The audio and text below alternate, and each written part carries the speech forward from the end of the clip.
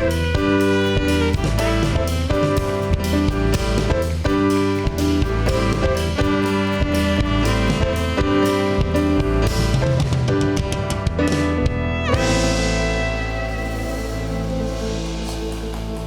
malam para pemirsa, ketemu lagi di Hot Room dengan Gus Lora Hotman Paris dan Ajeng di Metro TV. Apa topik malam ini? Topik malam hari ini adalah developer ingkar janji. Sebenarnya intinya secara general, ini kalau misalnya orang sudah ngumpulin nabung duit banyak, bertahun-tahun pengen beli rumah atau apartemen. Apalagi rumah pertama ya. Nah itu paling dia. asik tuh rumah pertama. Pengalaman ya? Iya pengalaman, kredit lagi. Iya, terus habis itu udah nih DP ternyata nggak dibangun-bangun, nggak ada ujungnya kemana. Nah ini dia yang biasanya menjadi suatu kasus yang sangat merepotkan. Dan sudah terlalu banyak kasus. Dan pastinya ada solusi dari Bang Hotman dan sejumlah narasumber. Tetapi sebelumnya kita lihat tayangan berikut ini pemirsa, ini dia.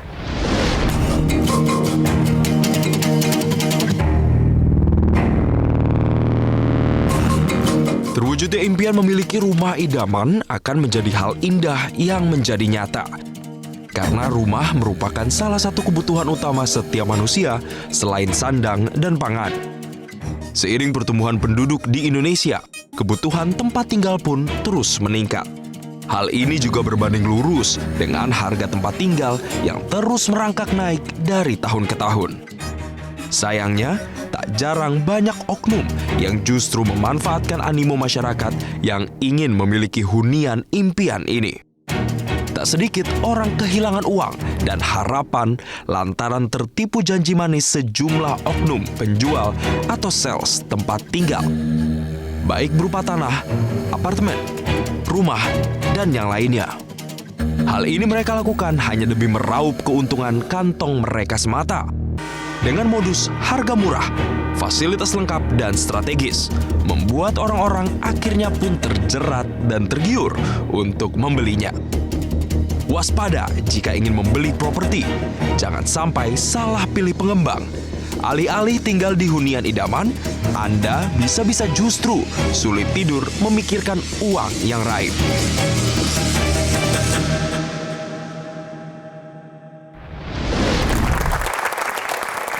Bang Hotman, tadi abang bilang rumah pertama itu seperti impian. Apalagi kalau ngeredit itu kan sampai ngumpulinnya bertahun-tahun baru bisa beli rumah gitu. Benar. Nah abang emang sempat ngerasain gimana ngeredit rumah? Bukan sempat lagi. Ya? Tahun 86 lah saya pertama kali kredit rumah PT Papan Sejahtera di Kelapa Gading Permai, yang sampai sekarang rumah itu masih saya tidak jual karena kenangan perjuangan. Tepuk tangan dulu dong, berarti abang ini emang benar-benar dari bawah sampai sekarang ini merangkak dari bawah. Di Kelapa Gading Permai dari satu rumah ukuran 90 meter sampai Kelapa Gading Permai, sekarang sudah saya robah dari kampung Cina jadi kampung Batak. Wede, tepuk tangan dulu. Itulah mengapa kita undang Bang Hotman sebagai host kita di Hot Room ini, karena semua tentang Bang Hotman ini sangat spesial, apalagi juga pasti memberikan solusi bagi Anda yang punya banyak masalah hukum. Oke, kita langsung ke pelapor kita narasumber pertama Bapak Arif Fadila dan kuasa hukumnya William Gultom. Oke, gimana Pak Arif? Nama apartemennya di mana? Jakarta Living Star yang beralamat di Pasar Rebo. Ya, jadi Anda sudah bayar DP, sudah bayar cicilan juga? Betul, sudah masuk cicilan. Sudah berapa uang Anda masuk? Sekitar 170 juta. Dari harga apartemen total? Berapa? 600 juta. Oke, terus apa yang terjadi? Ya, setelah bulan Maret itu telah dilakukan groundbreaking. Ya. Itu logikanya apabila suatu apartemen dilakukan groundbreaking itu harga harusnya naik. Benar. Ya. Namun yang kami dapati pada bulan September 2018, salah satu rekan kami itu kebetulan sedang berkunjung ke mal di wilayah Depok, itu adanya penurunan harga yang sangat signifikan, yaitu kisaran antara 40-50%. Oh ya? Ya. Hampir setengahnya berarti. Betul. Akhirnya kami semua konsumen kita melakukan pertemuan dan kita diwakili oleh beberapa yang sempat datang ke kantor ini pengembang di Pantai Indah Kapuk. Kita menanyakan kenapa adanya perubahan harga ini, dan kami kalau memang betul ada perubahan harga, kami minta direvisi harga kami. Ikut ke harga sama dong, betul, ya sesuai dengan harga saat ini. Namun setelah mereka menjanjikan oke baik akan kami sesuaikan harganya, selang berjalannya waktu itu tidak ada realisasi Dan angsuran atas tetap janji-janji. jalan terus. Ya betul, angsuran jalan terus. Hingga kami datang ke marketing galeri, namun kita berharap bertemu dengan manajemen yang level yang tertinggi, kita hanya dihadapkan oleh selevel ini marketing supervisor, Oke. supervisor marketing. Malah kita cuma diberikan kompensasi bahwasanya nanti setelah 2 tahun apartemen tersebut jadi, kita cuma dikasih kompensasi fee untuk pembayaran maintenance. Namun setelah kami rundingkan bahwasanya ini tidak sesuai dengan harga yang telah turun tersebut, dan kami tidak bersedia. Dan kami tetap menginginkan harga ini turun atau kami melakukan langkah-langkah hukum. Ya, akhirnya kami melakukan langkah-langkah hukum. Yaitu apa? Ya, kami mulai melakukan menunjuk kuasa hukum, dan kami mulai melakukan salah satunya menggali informasi apakah apartemen sini memiliki izin-izin. Namun yang kami dapatkan itu membuat kami sangat tercengang bahwa semua izin-izin ternyata mereka sama sekali tidak mengantongi. Jadi bodong gitu ya? Ya kurang lebih izin yang mereka kantongi itu sangat minim, yaitu cuma izin pondasi. Gimana itu bos? Izin pondasi, bukannya? Oh ada khusus pondasi ya? Oh Ada. begitu. Jadi kalau untuk izin tambahan aja Pak Hotman, kalau untuk izin pondasi memang ada. Ya. Tapi kalau kita mengacu pada Undang-Undang Rumah Susun tahun 20 nomor 20 tahun 2011, sebenarnya yang harus keluar adalah izin mendirikan bangunannya, IMB-nya. Dan itu belum ada? Belum ada Pak Hotman, itu sudah kami dapat Dan dari... itulah penyebab harganya jatuh? Bukan itu juga, tapi juga ada indikasi bahwa pengembang ini, kan kalau nama apartemen jualnya itu adalah Jakarta Living Star. Pengembangnya ini adalah PT Sindeli Propertindo Abadi. Namanya keren dari tadi. Oke, terus? Karena indikasi kami kenapa? Ini bangunan ini pun nggak pernah akan bisa berdiri gitu loh. Karena hari ini. curigaannya kenapa? Kecurigaannya karena di belakang lokasi ini itu masih ada tanah-tanah Pemda di sana. Belum dibebaskan sama mereka. Dan akan menutup jalan kalau dibangun? Satu itu, kedua juga tidak memberikan janji-janji mereka bahwa pintu belakang itu akan dibangun mall, terus dibangun pusat perbelanjaan gitu loh. Oke, tindakan hukum yang sudah diambil apa? Jadi kami selaku kuasa hukum sudah pernah melakukan mediasi, tapi tadi deadlock karena yang dihadapkan oleh kami bukan pada top decision maker, Manajemen ya. tapi hanya sebatas manajer marketing. Oke, Gitu loh. emang dirutnya siapa? Boleh tahu namanya Warga siapa? negara asing, namanya... Oh, warga negara asing. Ownernya siapa? Ya, warga negara asing juga Pak. Ini PT PMA atau PT biasa? Kalau bicara ke kami nih PT PMDN, tapi kita tidak Nggak tahu. mungkin dong kalau orang asing PMDN. Iya. Itu dia. Ya kan? Tapi manajer marketing mengatakan itu seperti itu kepada kami. Anggaran dasarnya nggak pernah dapat. Tidak pernah dapat Jadi itu juga nggak pernah jelas. dan sebenarnya tidak ya. pernah jelas itu Oke. dia. Akhirnya terakhir apa? Akhirnya tindakan kami melakukan tindak hukum, melakukan laporan lah ke Polda Metro Jaya. hukum? Apa itu? 372? 378 378? penipuan. Di Polda terus? Terus proses itu sudah berjalan. Berapa lama sudah berjalan Kita LP-nya? berjalan sudah hampir 2 bulan. Sudah lidik atau Masih lidik, Pak. Masih lidik Pak. Wah, kok lama banget. Itu dia. Ya? 2 bulan Di lumayan. bagian apa? Di Harda atau di mana? Di Polda? bagian Kamnek. Itu. Oke, Kamnek ya. Jadi udah si dirutnya udah pulang ke negaranya. Menurut informasi yang kami dapat sih masih berada di Indonesia. Jadi kantornya nggak pernah Kalau tahu kantor manajemen terakhir yang- kami ini kan marketing office kan biasanya. Kalau tapi marketing kalau- office itu posisinya di Jalan Pasar Bo. Nah, tapi kalau kantor di lapangan tembak. ininya, Tapi kalau pusat? kantor pengembang itu ada di Pantai Indah Kapuk. nggak pernah ini pertama kali datangnya. Kami sudah bahkan kami selaku kuasa hukum pernah ke sana Ya. untuk bertemu dan mau berbicara baik-baik dulu bermediasi dengan Wuwe selaku direktur utama dari Siapa namanya? Wuwe. Oke, terus? Tetapi tadi tidak pernah bisa ditemui Ya. dengan banyak alasan, hanya staff saja lah. Hanya bisa bicaranya ini akan kami sampaikan, ingin kami sampaikan. Oke, nanti kita akan lanjutkan. Kita juga punya satu korban pelapor lagi untuk berbincang bersama kami. Tetaplah bersama kami hanya di Hot Room Metro TV. Bang, tapi kan ngerinya kayak kasus tadi nih, udah bayar DP diangsur ke pengelola developer gitu, tetapi ternyata nggak ada ujungnya, nggak dibangun, suratnya nggak ada. Ini banyak banget kan Bang? ngerinya? Kasus seperti ini banyak banget. Banyak banget. Banyak banget. Contoh yang Abang pernah lihat. Contohnya di Surabaya ada itu, terkenal itu namanya Sipoa. Sampai diadili pidana dianggap penipuan 378, tapi yang kena cuma level-level profesional, bukan ownernya. Oh gitu. Yang owner Sama nih. kayak tadi berarti udah dikejar-kejar kemana-mana, Iya. hanya tadi marketing ya? The real ownernya jarang kena begitu. Kenapa sih Bang kayak gitu? Ya dia kuat lobbynya. Kuat lobbynya, Nah, itu harus itu. hati-hati juga Iya. itu ya. Oke, Iya. aduh baunya bau kopi nih kayak ini. Mau ngopi nggak? sebelum kita ke Saya nggak bisa pelapor kedua. nggak bisa mikir kalau nggak ada kopi dari tadi ke Neng. Ini dia. Ini dia. Ini menyiapkan sesuatu yang spesial. Oh, Baunya baru soalnya nih kan, Pasti beda ya sama yang dong. biasanya Cobain ya. dulu, cobain. Terima kasih. Ini namanya top cappuccino. Enak nggak? enak. Enak dong pastinya. Top cappuccino dari Top Kopi. Iya, ini terbuat dari biji kopi pilihan.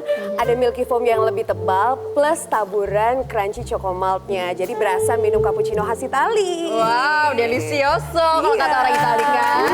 Silakan menikmati. Terima Saya kasih kembali ya. lagi ke belakang. Yang lain tawarin coba. Iya. Oke, sampai kita menikmati kopinya pemirsa, kita akan menuju ke pelapor kedua, tetapi kita lihat dulu tayangan berikutnya.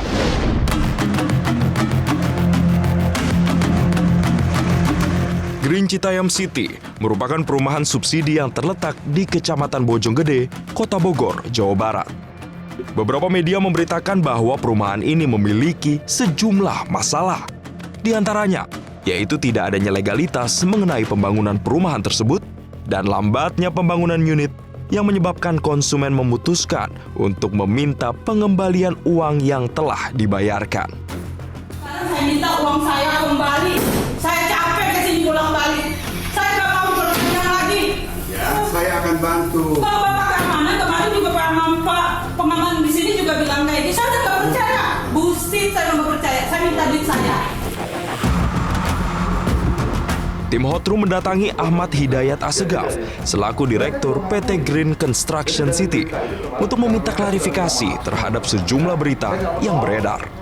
Kita ada semua proses lagi, bahkan proses serah terima sertifikat saya semua segala macam di bank dengan Bank Tabungan Negara berikut ke BPN sudah saya sajikan juga yang aslinya. Artinya kita ada legal standing, kita jelas, legalitas kita pun jelas. Konsumen dari 1.600 yang mundur 1.400 sudah saya kembalikan. Saya atas nama Direktur Utama dan pemilik GCC mohon maaf juga atas keterlambatan dari semua proses ini karena kami sendiri juga cukup sangat terbatas dan konsumen-konsumen yang ada pun terutang cukup banyak kepada kami. Satu hal yang saya pastikan atas nama Direktur Utama GCC dan pemilik GCC, saya pastikan semua itu selesai dengan baik dan benar.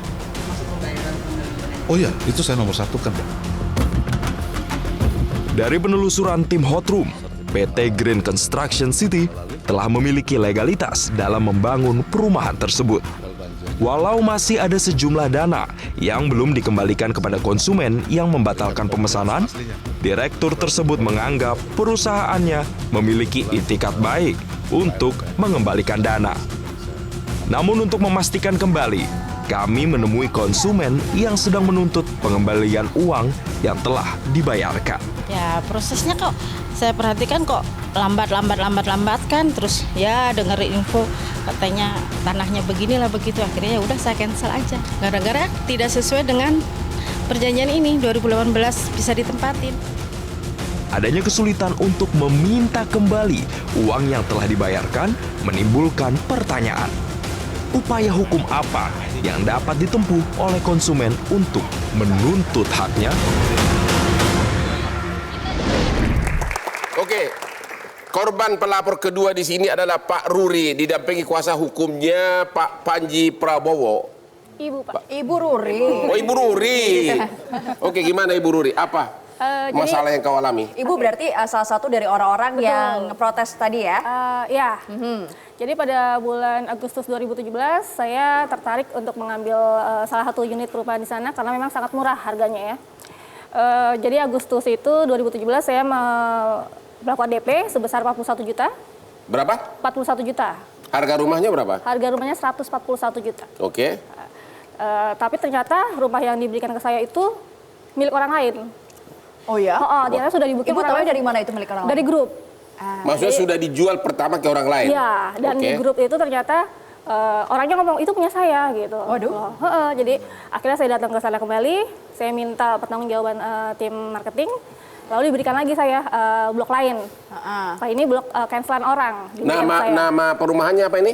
Green Citayam City. Green Citayam City, semuanya gaya bahasa Inggris semua lagi. Setelah saya diberikan blok lain, setelah dari cancelan orang, saya tunggu selama 1 tahun, ternyata tidak ada progres pembangunan. Harusnya dibangun menurut kontrak selesai kapan? Janjinya kapan? Janjinya nggak nyampe 1 tahun, malah dibilang 4 bulan, 3 bulan sudah jadi. You sudah bayar berapa?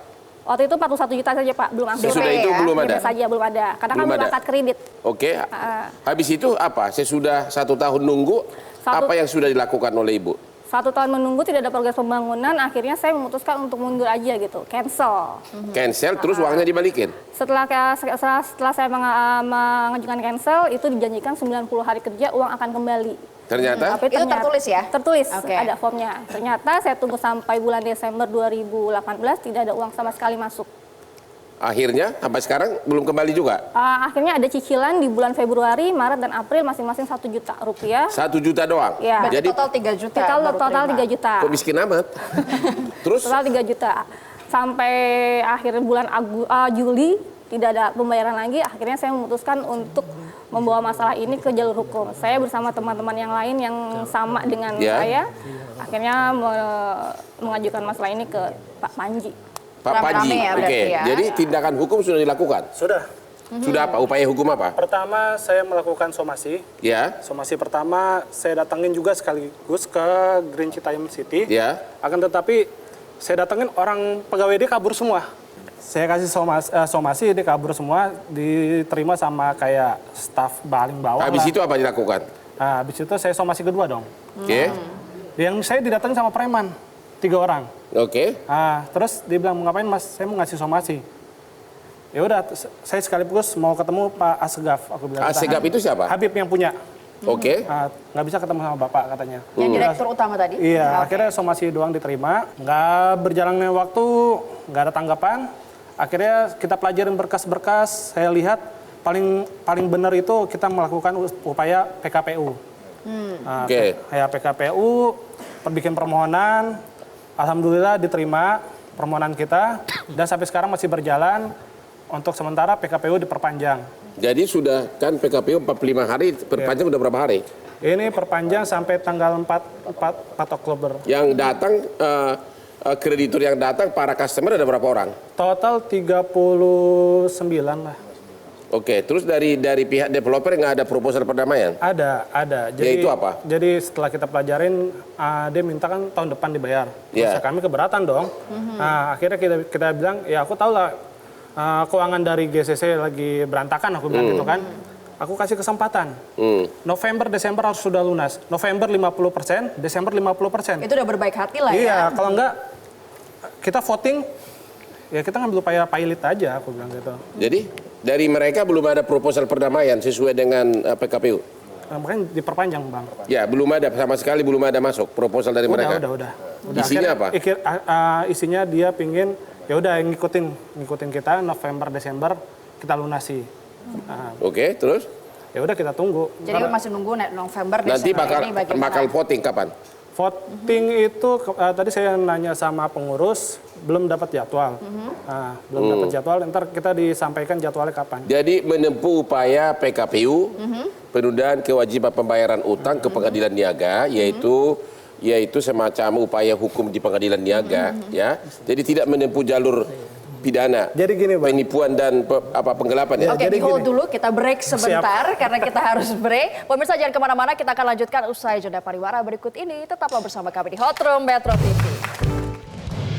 Ya, selamat malam bagi Anda yang baru saja bergabung bersama kami di Hot Room, dan tema pada malam hari ini adalah developer ingkar janji. Harapannya sebenarnya setelah Anda menonton Hot Room ini, Anda bisa belajar banyak dari sejumlah kasus yang kami paparkan dan juga waspada dengan kasus-kasus serupa agar tidak menimpa Anda. Untuk itu kita punya infografis yang juga patut untuk Anda simak yang berjudul Tips Menghindari Developer Nakal.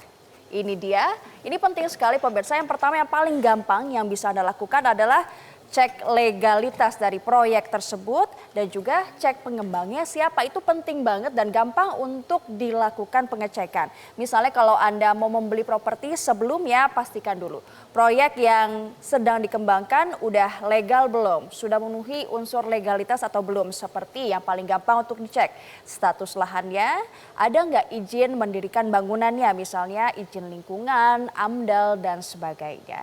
Yang kedua, juga Anda penting sekali untuk melihat portfolio dari proyek tersebut.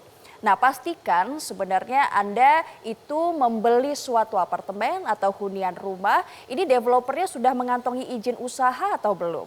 Nah, kalau misalnya Anda ragu, bisa Anda lihat di internet misalnya.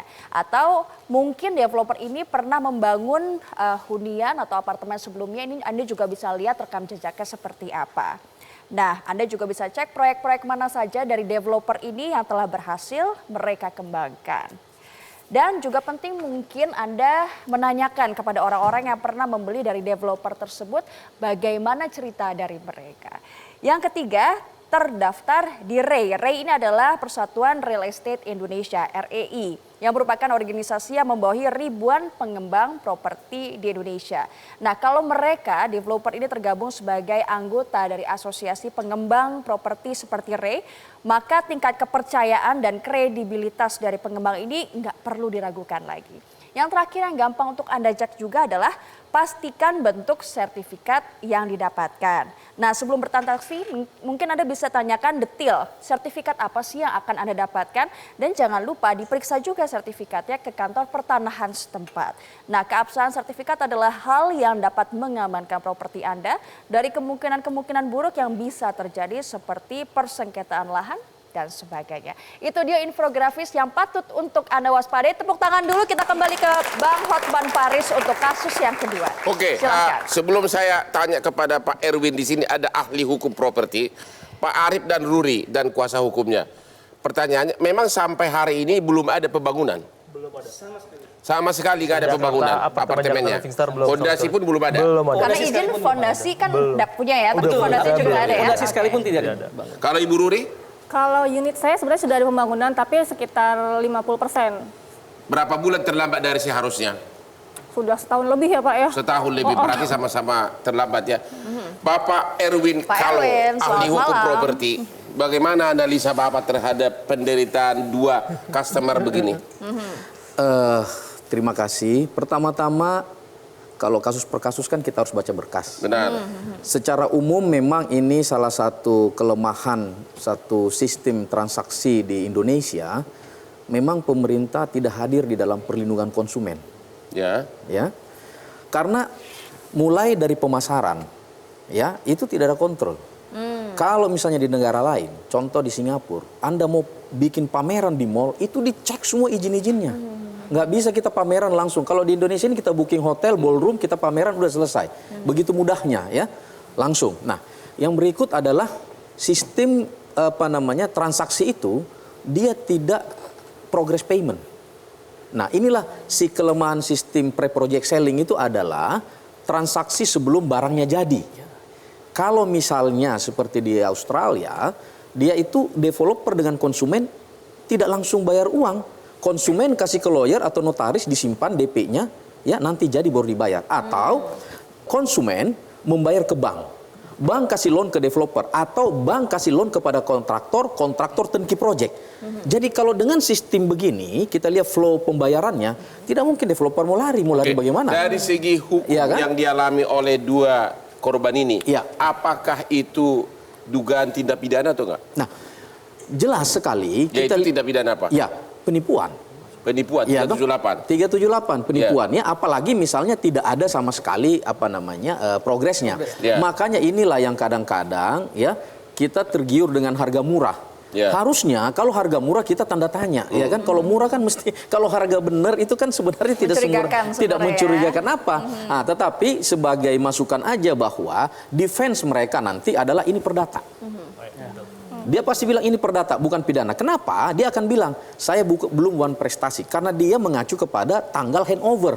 Jatuh tempo, penyerahan. bukan kapan dia membangun. Benar. Nah, ini masalahnya. Walaupun secara logik itu tidak mungkin. Misalnya, dia janji handover 2020 misalnya, bulan April misalnya kan? April. Kalau sekarang belum apa-apa kan sudah tidak mungkin. Emang dia kayak Roro Jonggrang sehari jadi. Ya toh? Walaupun secara logik sudah tidak mungkin dia bisa memenuhi itu. Kalau di perjanjian disebutkan handover serah terima 2020, walaupun sekarang nggak mungkin lagi ditepati, menurut Bapak itu tetap belum bisa dipidanakan karena belum jatuh tempo? Saya kira bukan belum bisa dipidanakan. Di sini kita lihat unsur lain kan. Ya, ada bujuk rayu.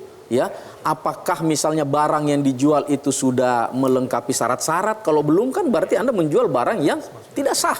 Misalnya kan, Anda jual barang apa ini? Misalkan semua syaratnya sudah punya surat-suratnya. Hanya yang belum pembangunannya terlambat. Dan itu sudah nggak mungkin dari segi waktu. Tapi di perjanjian ditulis memang jatuh tempo serah terima misalnya Desember 2019. Apakah harus menunggu dulu Desember 2019? Saya kira demikian. Harus ya? Harus dia menunggu karena belum jatuh tempo, belum wan prestasi kan?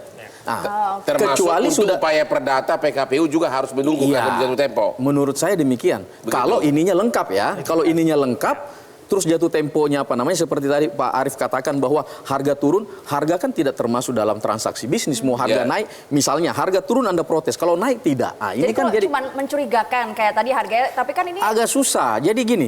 Walaupun uang tetap masuk, tapi pembangunan nggak ada itu. Oh iya, karena memang transaksi kita tidak sistem progress payment. Kalau progress payment berapa persen dia bangun, kita bayar berapa persen. Ada pertanyaan menarik di kasus beliau. Kalau harga misalnya semula 600 juta satu unit, itu sudah ditandatangani di perjanjian. Tahu-tahu bulan depan unit lain yang belum laku dijual cuma 200 juta. Berdasar nggak dia menuntut? Kan sudah ada deal 600 juta. Ya, itu yang saya maksud. Menurut Bapak tidak? Tidak, karena transaksi yang satu dengan yang lainnya kan suka-suka dia kan. Terpisah satu sama lain. Iya, terpisah satu. Boleh-boleh aja harga lain jatuh. Boleh-boleh aja. Tapi tetap dia wajib.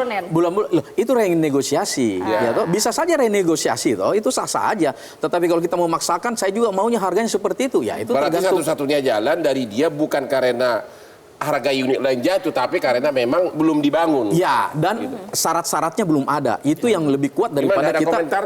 Ahli hukum sama ahli hukum mau debat gimana? Apa yang mau ditanyakan? Dengan analisa Pak Erwin Kalalo ini memang betul Pak.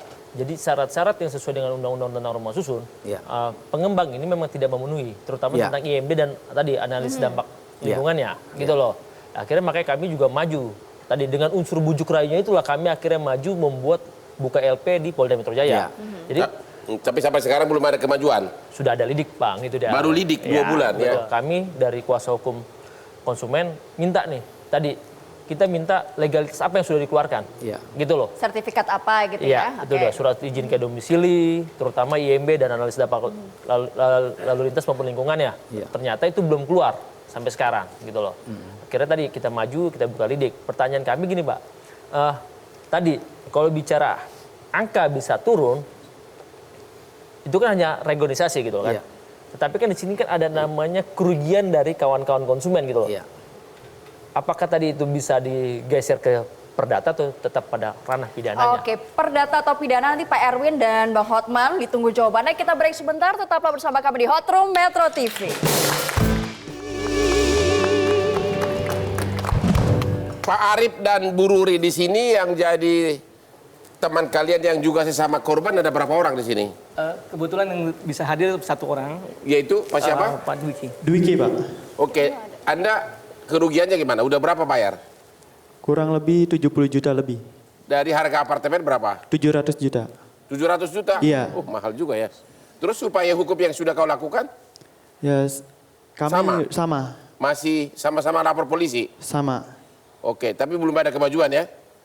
Masih dalam proses ya Pak. Masih dalam proses. Kepada Pak Erwin Kallo. Tadi belum selesai nih. Ya, perdata atau pidana tadi tanya. Pak Erwin, kalau biar ada kesimpulan juga dari diskusi ini, kalau nasib seperti mereka ini sudah bayar DP, bayar cicilan, tapi pondasinya pun belum dibangun.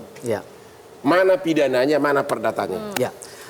Kalau perdata jelas itu pertama dari keterangan tadi informasi tidak ada.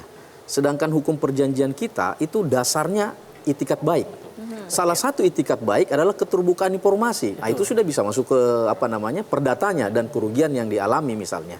Yang kedua adalah kalau pidananya kan unsur, ya bujuk rayu pasti ada, ya toh ada kebohongan nggak, ya kan? Terus ada nggak izin-izin yang seharusnya dipenuhi tapi tidak dipenuhi? Jadi itu harus dicari ya? Harus dicari. Kebohongan dan juga Artinya apa? izin-izin yang Pada kurang. saat itu dijual, ini barang kan masih ilegal, artinya belum legal karena belum terpenuhi. Itu yang nah, harus dibuktikan yang saya mau tadi tanggapi adalah kalau masuk ke harga jangan. Karena harga saya hibahkan aja boleh kok, apalagi saya jual murah. Ya. Itu enggak bisa masuk. Artinya unit lain dijual murah boleh-boleh aja. Boleh-boleh aja. Dia Itu kasih gratis juga. developer. Dia dikasih ke aja gratis, misalnya gratis cantik juga boleh. Iya Ya. tuh, nggak ada urusannya. Ya. Tetapi dia pidana apabila unsurnya terpenuhi, termasuk adalah apakah ada di situ kebohongan, adakah penipuan di situ, adakah keterangan palsu di situ. Kalau Ya kan? surat-suratnya lengkap semua, Ya. IMB-nya ada, AMDAL-nya ada, hanya memang terlambat bangun. Tidak sesuai dengan kontrak. Ya. Kapan dia menjadi pidana? Dia menjadi pidana apabila sudah terlambat bangun, kan gini. Pada saat jatuh tempo, kita harus serah terima. Kalau serah terima tidak, dia biasanya dikasih denda.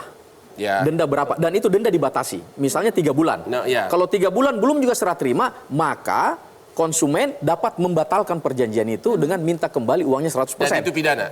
Belum pidana. Ya. Pidananya apabila dia tidak mau mengembalikan. Pidananya apabila dia tidak mau mengembalikan tentu uangnya. Kalau sudah dikembalikan, dunia sudah damai. Ya, iyalah. Pertanyaannya, kalau sudah jatuh tempo, serah terima nggak dikasih, uang tidak kembali, disitulah pidana. Disitulah pidananya. Pertanyaannya berikutnya, kalau jatuh temponya misalnya 2 bulan lagi, bangun apartemen, bisa-bisa butuh 2 tahun. Ternyata nggak mungkin, 2 bulan sebelumnya pun, ternyata dimulai aja belum. Ya. Apakah sudah pidana atau harus belum, menunggu harus tempo? menunggu prematur, pasti akan ditolak. Harus Ini menunggu prematur. tempo. Ya. Oke, jadi Walaupun logika kita bilang tidak bisa, tetapi sabar dulu. tuntutan itu belum jatuh tempo, masih Berarti prematur pidana kan? bisa karena 2 hal. Satu karena nipu, surat-suratnya bodong.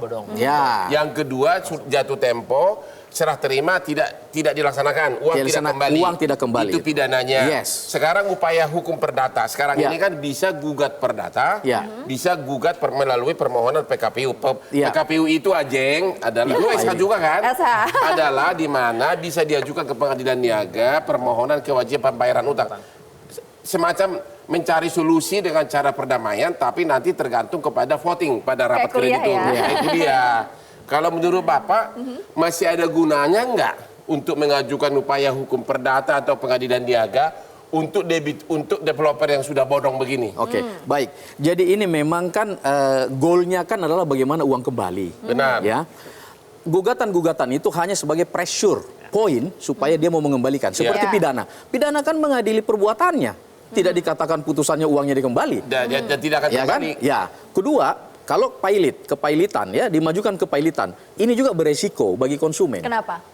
Kalau pailit itu dilelang, kan konsumen bukan kreditur preferen. Dikasih dulu ke bank, dikasih ke kontraktor, baru terakhir baru dia. Jadi kemungkinan kecil untuk mendapatkan uang kembali artinya, itu kecil. saya tidak mengatakan tidak bisa, tetapi ada resiko. Ya toh, berapa yang kembali? Karena kan tergantung dia punya hutang kan. Tapi kan itu akan memberi manfaat di mana si debitur itu kan kalau diajukan pailit dan PKPU kan ada 2 alternatif. Ada 3 alternatif. Dia pailit, tentu pemegang agunan akan jual. Ya kan, sisanya akan dibagi kepada para pemesan. Betul. Atau dia damai. jago, krediturnya banyak, kreditur fiktif, menang voting dibikin baru dilunasi 20 tahun lagi boleh. Pak Hotman kalau pilot lebih jago. Dia raja pilot Indonesia. Raja pilot Indonesia. Iya kan? Mungkin kita tahu lah. Tunggu dulu. Lalu pidana. Saya kira bisa berjalan berdua. Ya, berapa orang pidana, berapa orang perdata. Perdata gunanya bisa asetnya disita jamin. Iya toh? Kalau asetnya dia jual, apa? Kalau misalnya walaupun memang tax time bisa 3 tahun perdatanya, tetapi kan disita jamin. Dan bisa juga dalam proses perdata ada perdamaian. Boleh aja, ini kan ceritanya pressure Jadi group. kesimpulannya, dari 3 upaya hukum tadi tersebut, kalau serah terimanya terlambat, uang tidak dikembalikan, sebaiknya gimana? Pidana, perdata, atau pengadilan niaga? Ajukan 2. Yaitu apa tuh? Pidana dan perdata. Pidana dan perdata. Bagaimana tanggapannya lawyer daripada 2 korban ini? Gimana, dulu setuju? sama Mas Panji gimana? Kalau saya gini, tanggapan? saya menilai PKPU udah paling benar kalau menurut kami. Karena gini Pak, ini kan PKPU itu akhirnya berbuntut pilot soalnya. Iya, berbuntut pilot. Dan kami menilai tagihan ini tagihan sederhana. Karena dia membuat pengakuan akan mengembalikan. Nah, makanya permohonan kita diterima. Nah, kebetulan juga keceplosan nih dari Pak Habib. Nggak ada hutang bank dia. Kenapa saya nggak ngambil jalur pidana? Saya pengalaman saya di First Travel pernah. Kamu kuasa First Travel juga? Saya kuasa dari konsumen juga. Malah duitnya masuk ke negara kan? Itu dia yang saya takutkan. Itu jadi gitu Bang. Pressure aja. Jadi gini, kalau kita mau ke pilot bisa saja, tapi itu tadi kita harus cek benar asetnya. Ya tuh kalau sudah cek, oke.